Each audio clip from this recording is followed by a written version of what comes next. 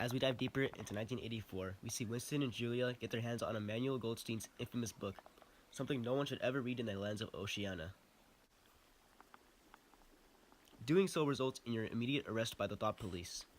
Though this is supposed to be a fast-paced turning point of a novel, the segment is far from interesting.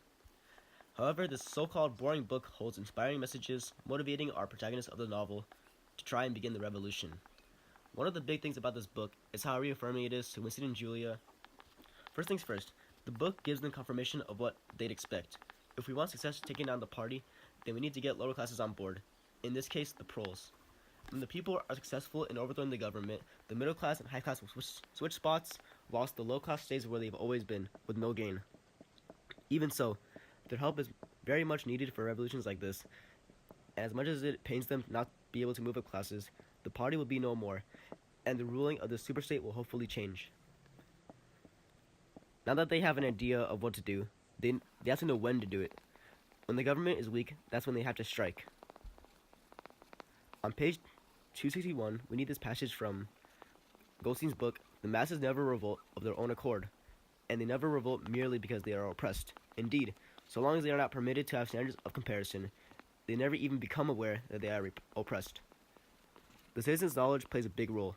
Without knowledge of how things once were, or were supposed to be, they won't realize that life that they're living right now isn't how it's supposed to be.